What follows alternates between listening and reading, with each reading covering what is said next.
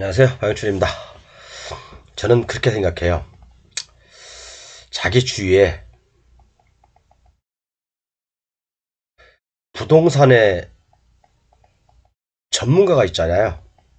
그러면 이 사람은 그것만 가지고도 돈을 벌 수 있는 자격이 충분합니다. 그런데 자기 주위에 부동산 전문가가 없다? 자기하고 술 한잔 마실 수 있는 부동산 전문가가 없다? 이런 사람은 정말 제가 볼 때는 좀 불행한 사람 같아요. 살다가 보면 돈이 있어도 큰 돈을 벌 수 있고, 그죠? 적은 돈으로도. 이제 그게 바로 부동산이나 주식인데, 자기 주위에 이런 사람이 있는 사람들은 정말 행복한 사람입니다. 제가 13년 전에 부동산 입찰을, 그때 이제 한참 배울 때였어요. 정말 그때는 이제 공인중개사 자격증을 따고,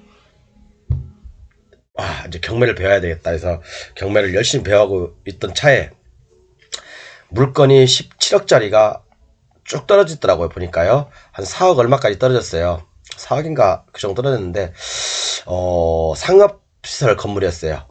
2층짜리였습니다. 아주 요지에 있는 거예요. 그 1층, 2층, 3층, 4층이든 다 임대가 돼요. 지금도 잘 되고 있고요. 그런데 이게 이제 그 경매가 나왔는데 제가 학원을 다니면서 원장한테 그랬어요. 원장님한테. 이거 제가 입찰 들어가고 싶은데 유치권이 있다. 유치권이 있다. 그래도 이거 유치권 인정되지 않지 않냐. 그랬더니 학원 원장 유치권이 12억인데 이걸 왜 굳이 들어가려고 하냐. 제가 만약에 이게 들어갔으면요, 정말 지금의 인생이 바뀌었을 수도 있어요. 물론 제가 중간에 뭐 좀 딴짓거리라고 해서 좀 그런데 딴 일을 해서 좀 이렇게 크게 말아먹긴 했지만 이거 들어갔으면 아마 인생이 바뀌었을 것 같은 생각이 들어요. 제가 헷갈렸던 것 중에 바로 이거 하나거든요. 오늘 강의할 내용 중에 하나거든요. 굉장히 짧아요. 짧으면서도 핵심이 들어있어요. 제가 유치권 법정이상권을 공부하면서도 초창기에 헷갈렸던 걸 여러분들한테 오늘 제가 소개시켜드리고자 해요. 그래서 이제 한번 요거 한번 보시고요. 인테리어 공사가 이제 두 가지가 있어요. 두 가지가 있는데, 그래서 이제 제 교재를 이렇게 판매하고 있으니까 구매 의향 있으신 분은 저한테 연락을 주십시오. 200명 한정으로 판매되고 있으니까 지금 뭐 150분 가까이 됐습니다. 150분 가까이 됐고, 좀 속도가 늦어요. 사실 분들은 제 구독자분들은 많이 사셨나봐요.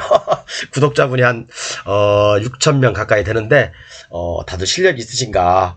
결국에는 언젠가는 제 도움이 필요할 건데, 교재가 필요할 건데, 그래서 이제 1200페이지 정도 되고요. 보조 파일 한 40여 개 해서, 이제 이 전화번호로 문자를 주시면 됩니다. 자, 볼게요. 요거, 어제, 이제 457강에서 변제기에 있어야 한다. 요건 제가 설명드렸죠? 유치물이 변제기에 있어야 된다. 예를 들어서, 판례를 잠깐, 저번 시간이니까 복습을 한번 해볼게요. 이게 이제 경매 기입 등기가 됐어요. 근데 이때가 이제 기입 등기가 됐는데, 유치권자가 공사를 쭉 하고 있을 거 아닙니까? 그죠? 그런데, 공사를 중단해버렸어. 그런데 중단한 상태에서 점유는 계속 하고 있어요. 그런데 변제기가 이때 도래를 해야 되는데, 경매 기입 등기 때 도래를 해야 되는데, 변제기를 요렇게 잡았어요. 요렇게. 그러면 이 계약서는 어디서 입수하냐? 계약서를 어디서 입수할까요, 여러분? 입수할 수 있는 방법은 많아요. 그죠? 보급자하고 수급자하고 계약서에 대해서 입수할 수 있는 방법은 많습니다. 그죠? 그러니까 만약에 이제 변제기를 갖다 이렇게, 그죠? 변제기를 경매 개시 결정 등기 이후로 미뤘다. 그러면 이건 유치권 인정 안 되는 겁니다. 그죠? 요때 해야 돼요. 요때 이전에 해야 됩니다. 이전부터. 그죠? 이걸 말씀드렸고요. 여기서 이제 인테리어 공사가 나왔길래 제가 좀, 이거하고 관계가 없는데, 이렇게 빨간색으로 한번 했어요. 다음 강의 때 하려고. 근데 이번 강의죠, 이제. 하려는데, 제가, 여러분들 이게 헷갈리시면 안 돼요. 뭐 이거 물가랑은 관계 없습니다. 그냥 이 물가랑은 관계 없고, 자, 두 가지 경우 인테리어가 있습니다. 첫 번째, 우리가 이제 어떤 건물을 처음부터 도급을 받아서 신축을 해요. 신축을 해서 신축을 하게 되면 뭐 이제 연립 같은 경우, 다가구 같은 경우는 뭐 집 안에 창호도 해야 되고 샤시도 해야 되고 막 여러 가지가 있을 수 있죠. 이제 이렇게 인테리어를 하는 경우가 있고, 두 번째는 자, 건물이 상업 시설이 다 완성이 됐어. 완성이 되고 이제 건물 소유자가 A예요. 그런데 이걸 임차를 해서 자기는 또 차임을 받아야 될 거 아닙니까? 그래서 이걸 B라는 사람한테 임차를 했어요. B가 임차인이야. 그런데 이 임차인이 여기서 뭐 예를 들어서 고급 뭐 뷔페를 한다. 뷔페를 하기 위해서는 여기다 인테리어를 해야 되잖아요. 그죠? 인테리어를 해. 사업 개시 전에 인테리어를 하는 게 당연한 거 아닙니까? 그러면 인테리어를 하는 도중에 이게 이제 경매가 나와버렸어요. 그죠? 이런 경우 두 가지가 있을 수 있어요.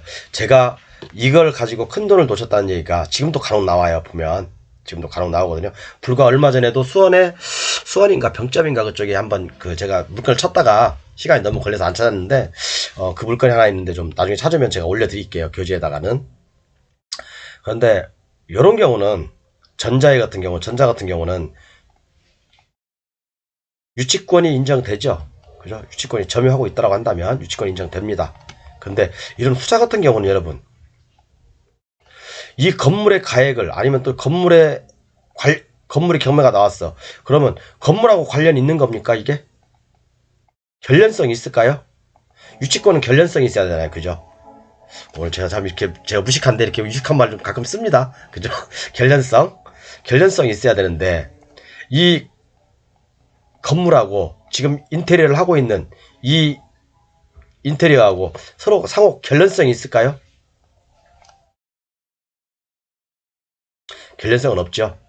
제가 이 물건을 크게 해도 17억짜리가 4억 얼마짜리인데 어느 분이 4억 8천인가 낙찰을 받아갔어요. 저는 사실은 5억 2천 정도 쓰려고 그랬거든요. 그 당시 10몇 년 전에. 안 그랬으면 그거 지금 한 30억은 지금 돼 있을 겁니다. 물론 이제 뭐 굉장히 아까운 물건이어서 제가 봤을 때는 진짜 그것만 풀면 거기서 뭘 해도 되겠더라고요. 뭘 해든 월세도 뭐 한 뭐 진짜 1,500, 2,000원 받을 수 있겠더라고. 내가 직접 그 운영을 해도 되고.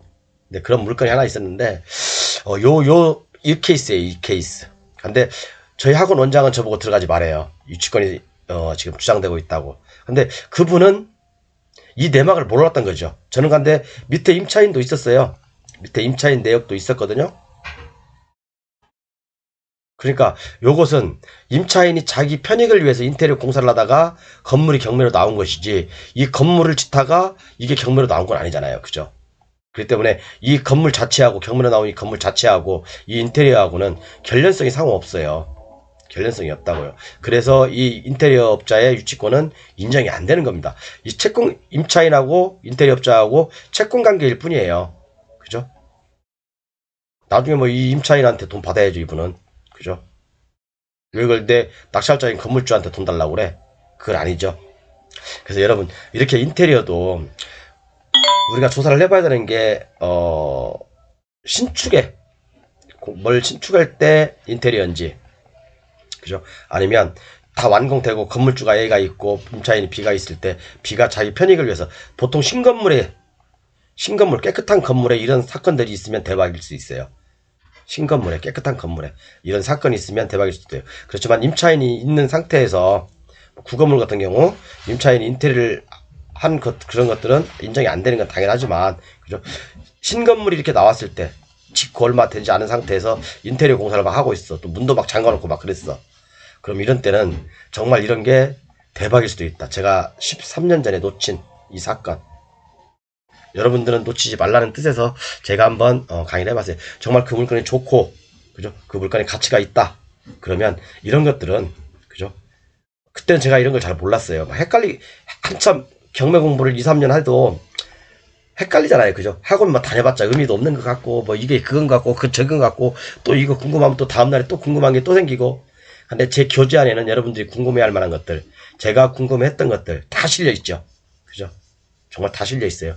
제가 그래서 여러분들이 빨리 갈 수 있는 방법, 진짜 6개월, 1년 안에 빨리 갈 수 있는 방법을 말씀드리는 겁니다. 진짜. 저는 그래서 사실은 제 교재를 판매하는 것은 솔직히 아까웠어요. 처음에는. 그 중에는 뭐 전체 다가, 특급 비밀은 아니지만 그래도 이런 걸 알아야지만이 전체적인 맥락 그리고 또 핵심을 딱딱딱 짚을 수 있으니까 그런 거 위주로 많이 이제 싫다 보니까 좀 판매하기가 아까웠긴 했는데 제가 또 목적하는 소기의 어떤 그런 목적이 있다 보니까 판매를 시작했어요. 근데 여러분들 요거 정말 이런 것들이 언젠가는 나옵니다. 언젠가는 나오는데 그래서 첫 번째 건물 공사를 마무리를 위한 인테리어인가 아니면 임차인이 영업 개시 전에 신건물일 경우에 이런 경우요 깨끗한 건물일 경우에 사업장 인테리어인가 그죠? 이런 인테리어 업자들도 유치권 주장합니다. 유치권 주장은 다 할 수 있으니까 누구나 그죠? 뭐 금액 안 써내도 돼요. 나 유치권자예요. 손들면 돼요. 그죠? 아니 법에다 서류 그냥 뭐 유치권 행사하고 있습니다. 뭐 그런 거 그냥 내용 보내주면 됩니다. 어쨌든 여러분들은 이런 거 물건이 나왔을 때 인테리어라고 해서 너무 겁먹지 마시고 요런 거 특히 후자 같은 경우가 나왔을 때는 한번 집중해서 보자 그런 말씀을 드리고 싶습니다. 감사합니다.